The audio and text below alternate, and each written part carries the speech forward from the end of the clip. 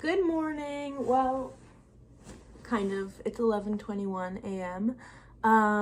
Okay, usually I don't do like an intro, so this is weird, but basically I've been recording things over the past like 2 weeks, and the best thing ever happened, and I went.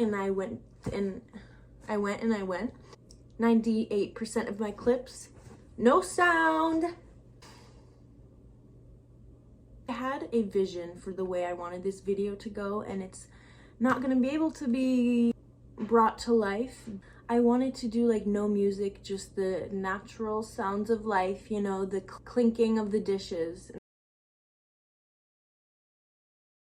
I'm gonna be showing you a few different things that I've been doing this past month that have been keeping me healthy and happy. These are my 2025 habits that I want to stick throughout the year.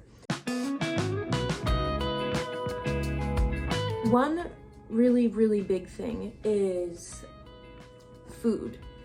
I really want to just make sure I'm having like fully balanced meals. Honestly, I should read more up on that, but I want to make sure that with every meal, or most every meal, like I get my protein, I get my healthy fats, I get all the different things that us humans need. And I also just really love cooking. It's definitely become more of a hobby in the past like year or two.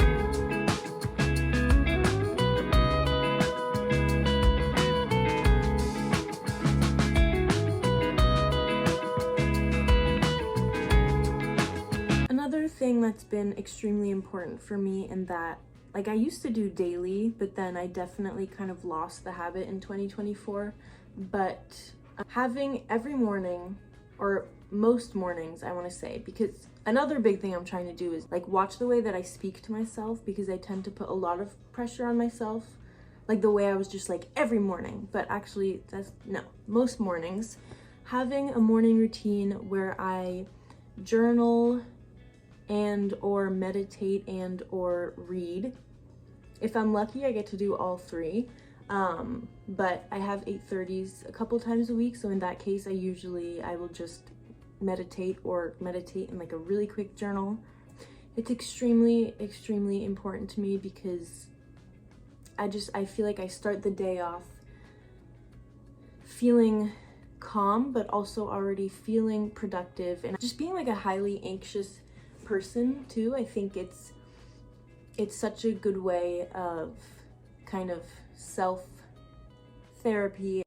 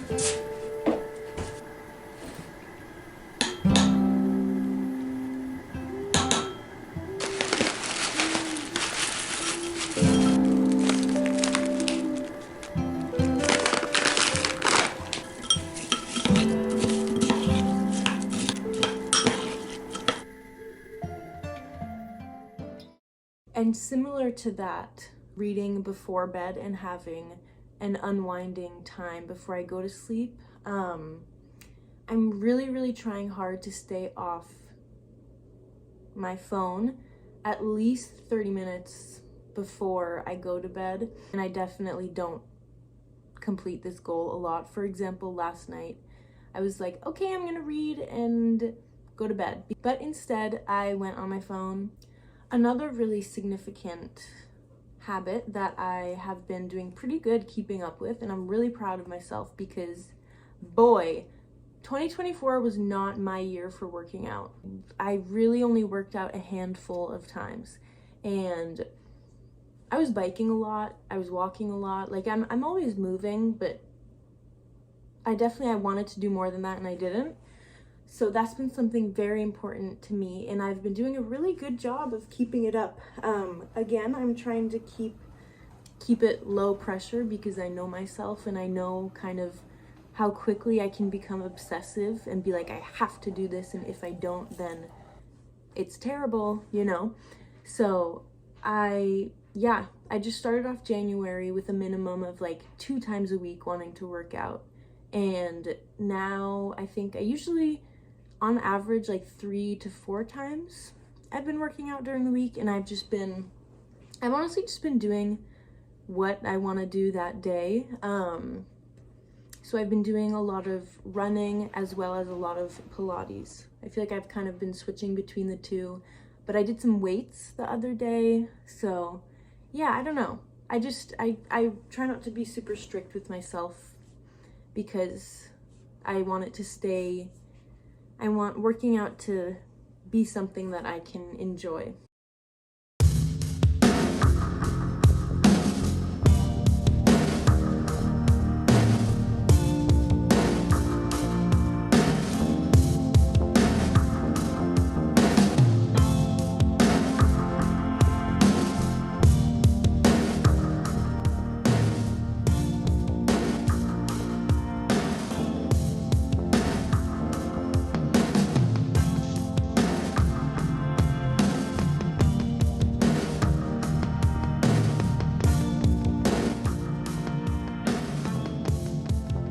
Another thing that I have been doing, which I definitely did a lot last year too.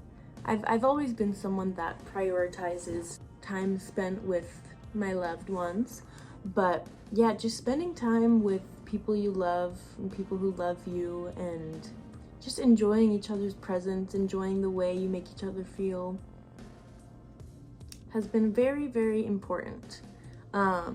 And personally, for me, that mostly means hanging out with my girlfriend and then spending time with my roommate.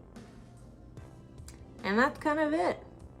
I had one clip where I talked about this, and I got into a really good conversation. Well, not conversation because it was just myself, but just talking about how I feel like when you're in a period where you're really focusing on yourself, because I've been really prioritizing these habits and doing them every day and kind of organizing my day around them.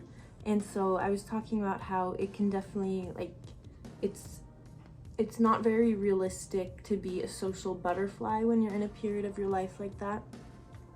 But I'm very okay with it because I'm really learning, especially the last couple years, that I am not a super social person. I don't know, it comes in waves, but I've always been the type of person that has my few people that I spend a lot of time with and like am completely myself, extroverted, but I've never